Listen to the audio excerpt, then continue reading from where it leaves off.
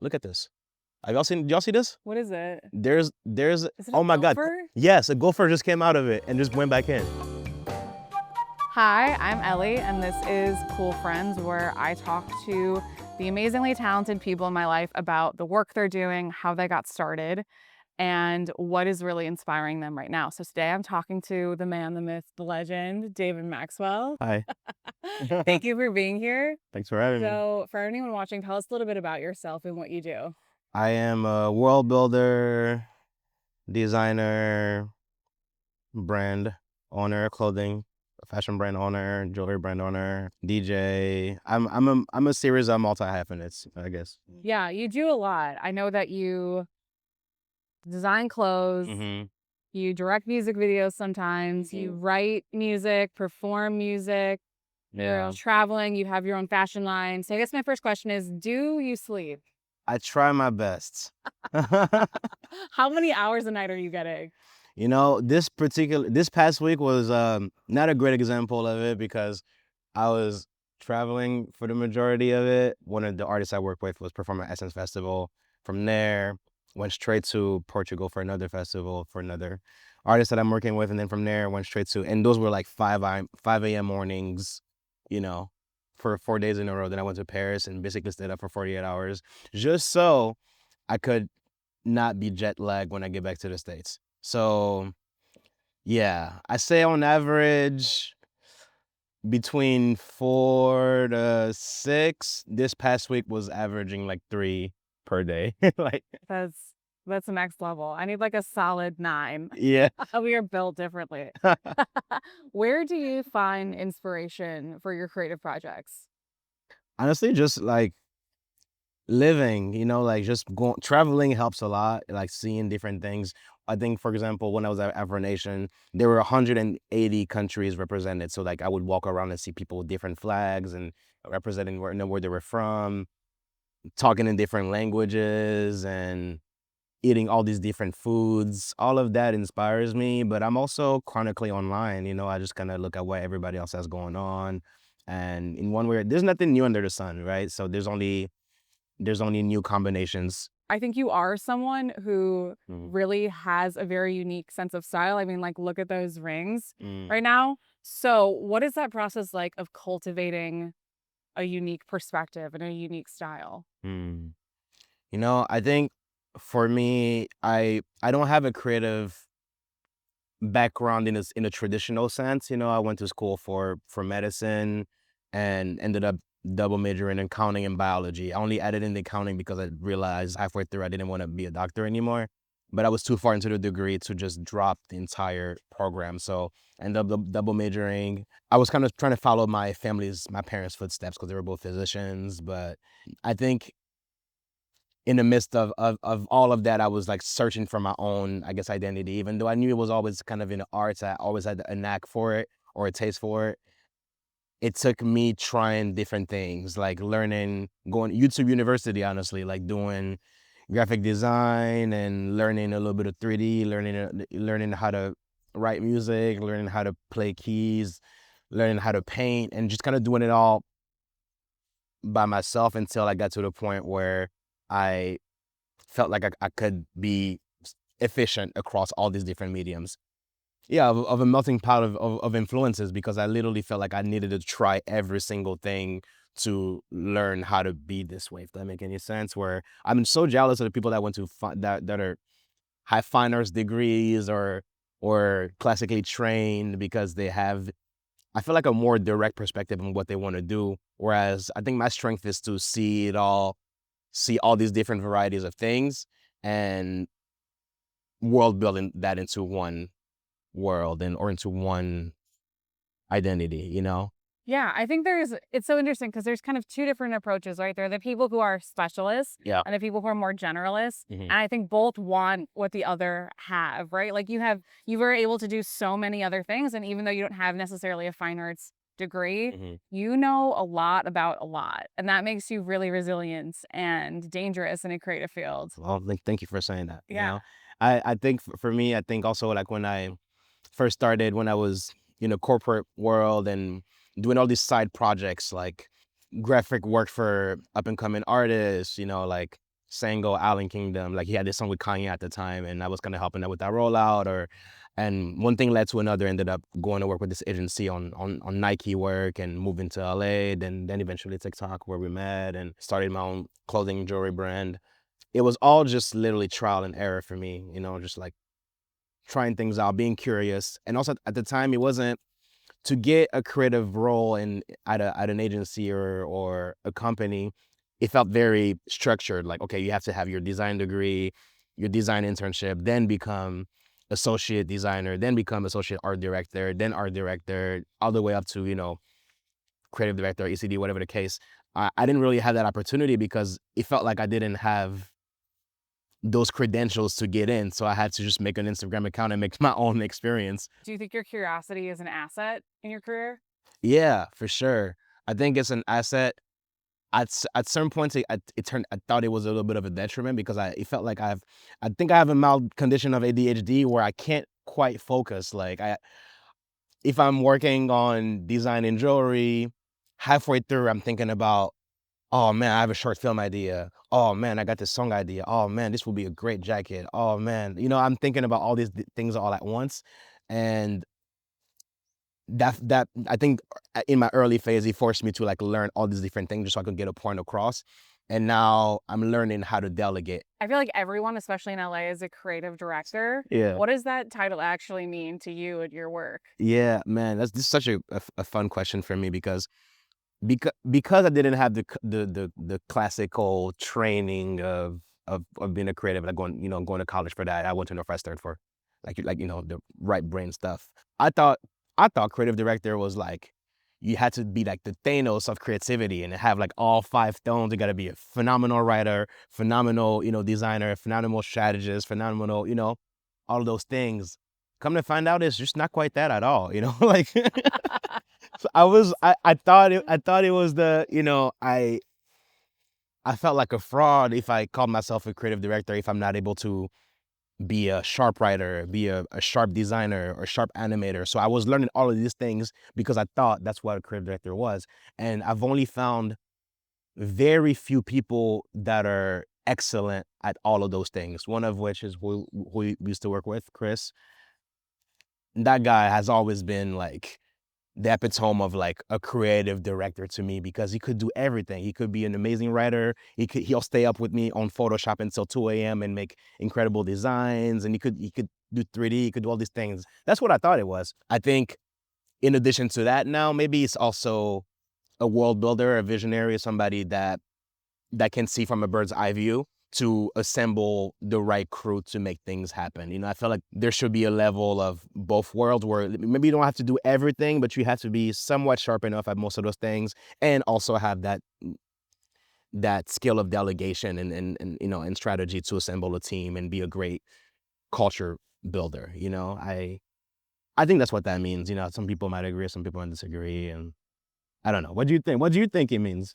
This sounds very surface level, but it's actually deeper than that. But someone who is good, who knows a vibe really well. Because I think a lot of times you can have skills, but you can't necessarily have taste. And if you're going to be a leader, a creative director, a leader, you need to be able to steward an idea from start to finish. You need to know when to take advice, when to ignore it and say, this is best for the brand or the project or the artist or the idea. Really being able to cultivate something that people want to lean into and has an emotional experience because yeah, anyone can like slap a logo on something, but being able to like care and lean in and craft something, I think definitely takes skill and a Mm-hmm. level of like practice for Mm-hmm. sure.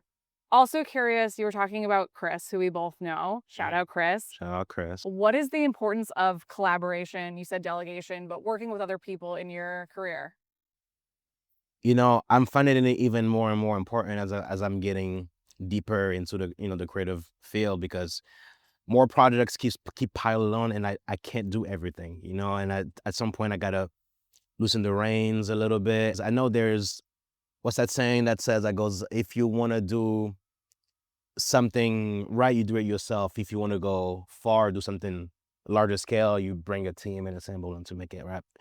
So he's a great example of somebody that knows how to assemble the right people to make something happen. I remember when we started at TikTok, there were like 5 of us doing the work of 100 and something people because of, you know, the current president. So I feel like, between the teammates that we had, we were all able to do enough things that the work got done.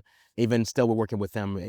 I've been working with them for his project with Luka Doncic, and like he's still that way. He's still somebody that can go deep and wide and assemble, bring on the right crew of people to execute a vision.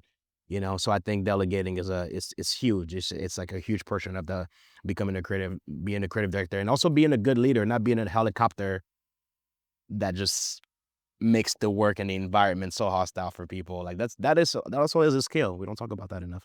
Yeah, absolutely. Giving people freedom to actually make decisions versus Right. micromanaging, that's huge. Hmm.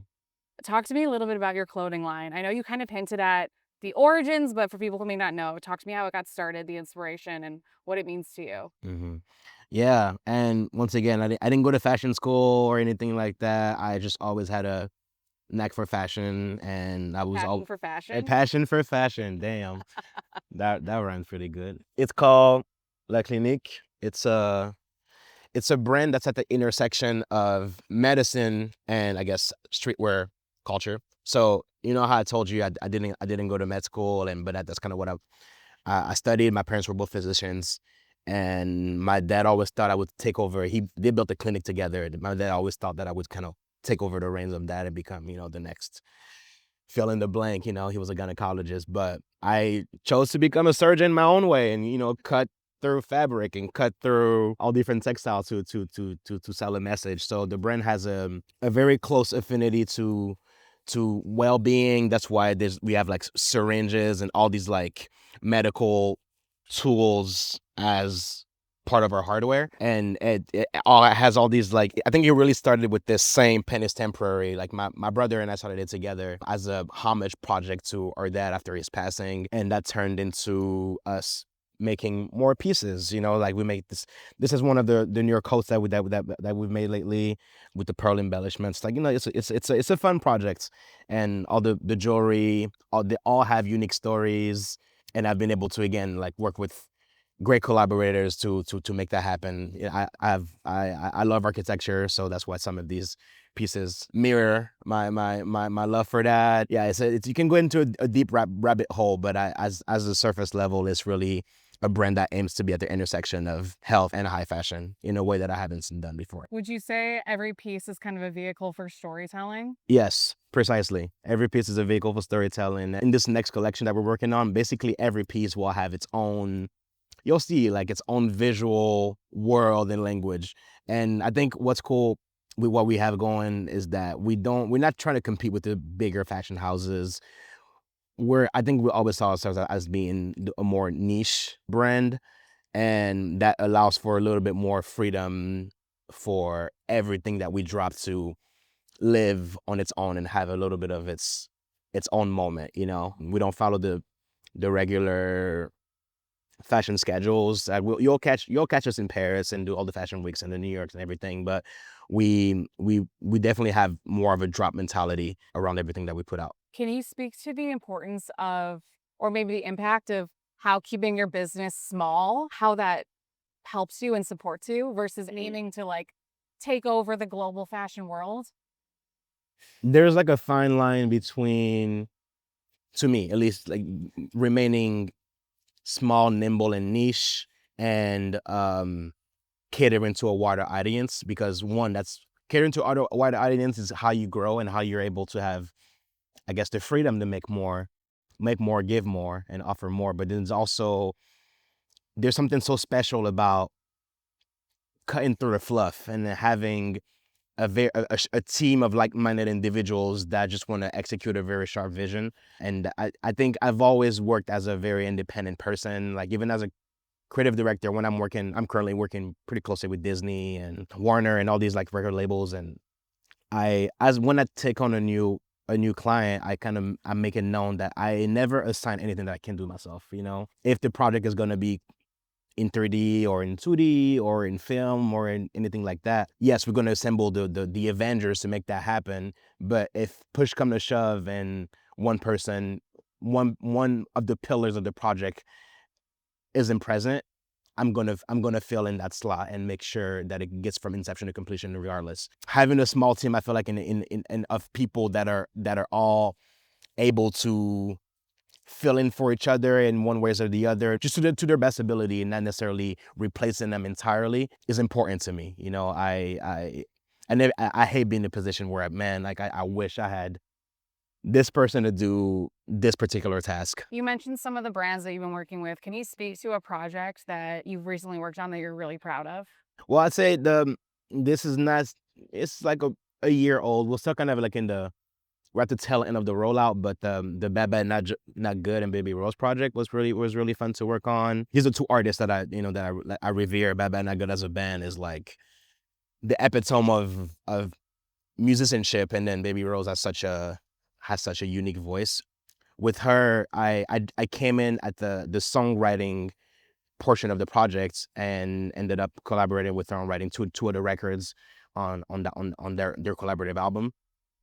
And from there, we were able to like dictate and curate this tobacco speakeasy aesthetic that we used for her rollout. They really let me put her in this like cartoon character mode where we designed a capsule of clothing for her that she was wearing throughout the entirety of the rollout. I'm talking Grammy appearances, I'm talking press appearances, music videos, the short film itself and everything. She was essentially in the same recognizable fit.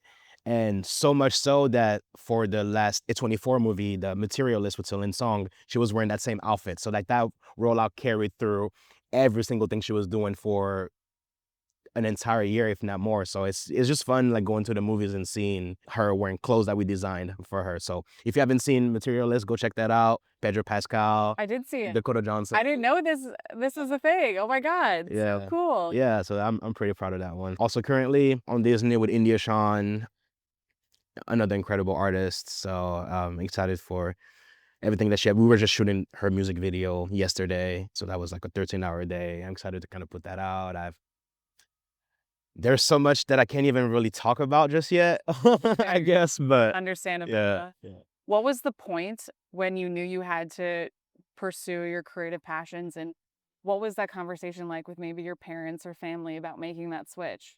You know, it was a thing. You know, I'm I'm West African, and I feel like I think also there's a lot of different cultures that can relate to this, but our parents generally want us to pursue medicine, like law, like all of these really top of the ladder careers. I felt like I needed to honor that because of the sacrifice they made as parents for us to be successful. I still went through and still went to school and still got good grades and everything, but in the back of my mind, I always wanted to, be in the arts in one way, shape, or form.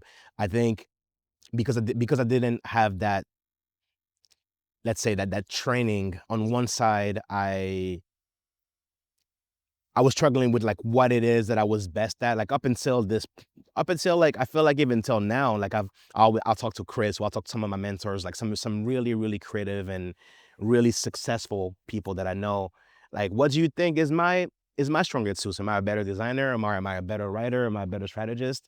And no one has given me a straight on answer. Oh, you need to be focusing on this. It's always been, David, you kind of are stuck being a jack of all trade, or maybe a little above that, because you have such a wide view of what creativity needs to look like. In one way or the other, like all that I studied has also maybe impacted, like being an accountant for 2-3 years impacts my production skills. And like, I'm not type A at all, but it forces me to be that way certain times. And the accuracy and the specificity of medicine and going through an anatomy classes. Like I remember that's how I would study for my anatomy finals. Like I would go and draw out organs. I love hyperrealism portraits. So I would go and draw out these organs and memorize them. I would kind of blend the both, and then turn in those same drawings to my art to my drawing classes. So wild. That was a thing. It was a lot of work, and to have those two majors and an art minor. I wouldn't change it for the world, So I'm glad it happened that way. It's crazy how looking back, it all makes sense. Yeah. It built up and it made you really formidable. But at the time, you're like, this is just how I need to study. Exactly. It was like having talking to my, it kind of felt like, hey, we're paying, you're going to school for this. If you want to draw, you draw in your room. It was kind of like that. I think a tipping point was one of my first, I had an art show in 2018. It was a performance piece / short film / music project. It was like one of these melting pot sort of projects that I love to do. And it was sold out. It was a packed room on the opening night of it. I flew my mom in to come check out what I was doing outside of being an accountant in this Fortune 500 biomedical firm. I think that's when she understood. She's like, oh, you're okay. This is not just a hobby. This is like something that you can do. This is something that you can make a living out of. At the end of the day, all of our parents they just want us to be good, right? Maybe some of them have a little bit of that family pride that you have to carry and passing of the flag thing. But at the look at this. Did y'all see this? What is it? There's Is it oh my God. gopher? Yes, a gopher just came out of it and just went back in. Fun. Okay. It's like I hear some good advice being dropped. Yeah. He came in and soaked the game. Oh my gosh. What happens when you shoot outside? But yeah, I think that show, that 9 p.m. show was kind of a tipping point. And then when I kind of started getting deeper into, working with like larger brands like the Nikes and the TikToks, when she was seeing all these major things happening and press and stuff like that, that's when it was like, okay, you just lock in on this for a while, and here we are. Yeah. Are you someone who deals with imposter syndrome? 100%. Really? 100 till this day. Like, it's wow. That is such a it's another good topic to talk about, because I don't think I figured out exactly how to get over it. Like, I try to walk in as confidently as I can, but I try to remember that if I'm invited at a table or in a room, my contribution is as valuable. Look. Oh, there he is. You see him? Oh my gosh. I hope you got that zoom in of him. Oh, he's back. He's like, he's soaking game. He's soaking game. I know you got something to say. +1 to what you were saying. +1 to what I'm saying. Okay. But yeah, what were we talking about? Sorry, imposter syndrome. Yes, I still feel like it's something I'm working through, and I'm trying to remember, and I'm trying to also tell, I guess, my younger people that are in my life that I'm mentoring, or I ask my mentors about the same topic all the time, but I always get this reminder, like, yo, if you're invited to this room, no matter how big the table is, you're as valuable as the conductor of that table. Yeah, that's just something that I still think about. How about you? How'd you beat that?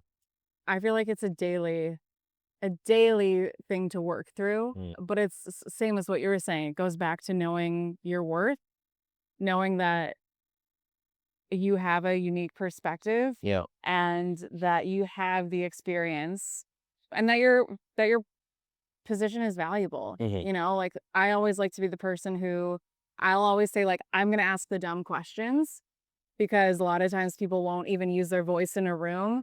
And to your point, if you're invited, they want you there.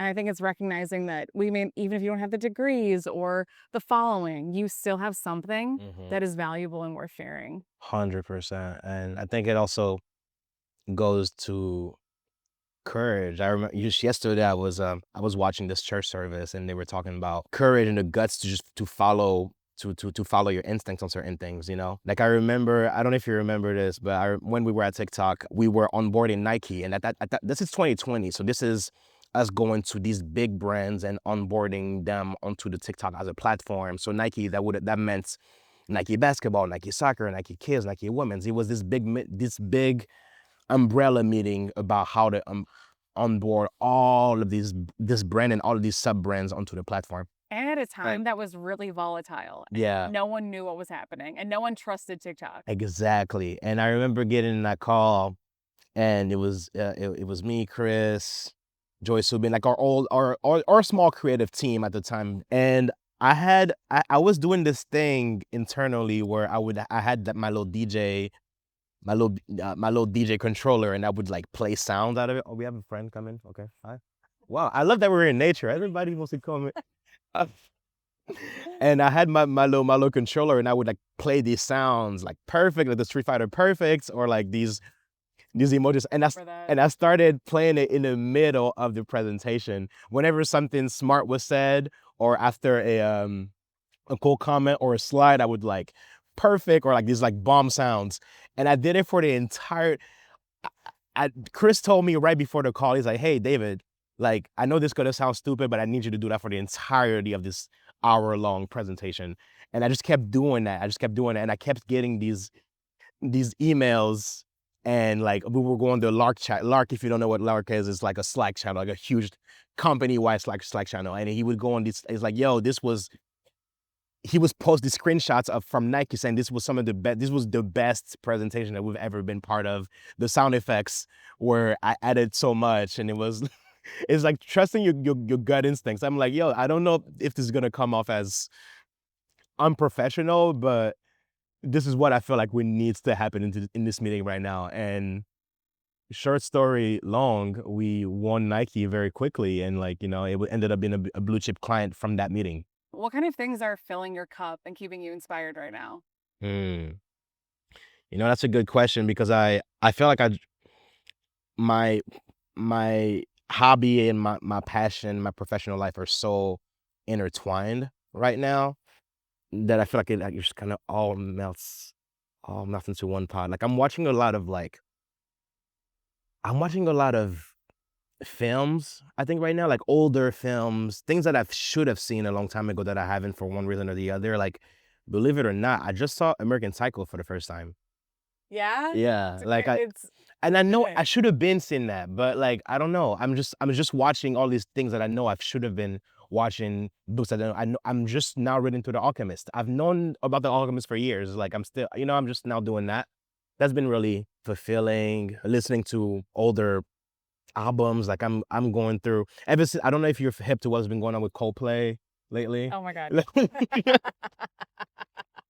So Speaking of chronically online. yeah, Yeah. I'm listening to like X and Y and Parachutes and all these albums. I'm trying to find my way to one of their concerts now. Yesterday I was going through an archives of magazines, and I have this the Alexander McQueen grailed book that he did. I'm going through this all designs, and as I'm finishing this next collection. What else? I'm listening to the Clips album. I love that rollout. I love what's going on with you know, with them. That's another indicator of like, I don't know if you've seen what was going on with that, but like these are, you know, older musicians, you know, like Malice hasn't been in a rap community for 16 years, I believe, and he still has a perspective that resonates to the current landscape. You know, Under 3000's piano album, I've been kind of been having that in the background as I've been working.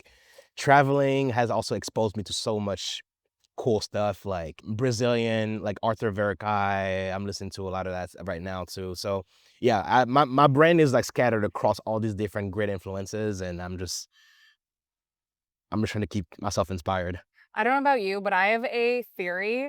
I call it like the old music theory. When I find myself only listening to like music that I've listened to forever, like on repeat, I know that I'm in like a creative slump. It's when I start listening to new artists and new tracks, I'm like, okay, something new is starting to come in. Yes, and there's like so much.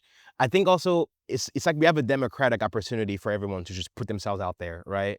And I'll go like I found this like 50-year. I'm blanking on his name right now, but I know he's like in his 50s, and he makes what he calls NYC R&B, and like his whole bit online is right now, am I too old for this type of music? And the music sounds fire. I just DM'd him the other day. I'm like, hey, you're fire. Let's figure it out. And he hit me back like, yeah, let's definitely do something. So I love that everybody is finding it in themselves to just put themselves out there, because you never know what's going to happen. You never know who's watching, you know? I love that you just DM'd him. Yeah, I think that's a lesson right there. so Just like reach out.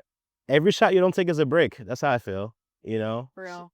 Yeah, so there's so much cool stuff out there right now. I'm really excited. Like, I think Tyler the Creator just dropped at 6 a.m. this morning, so I got to tap into that. I know it's a dance project. I gotta check that out.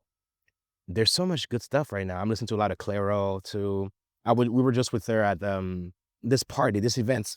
I think it was the Black Keys had this listening party, and we saw her there, and no, she's sweet, really very sweet person. You talked about when you're in a room, trusting that your voice is valuable.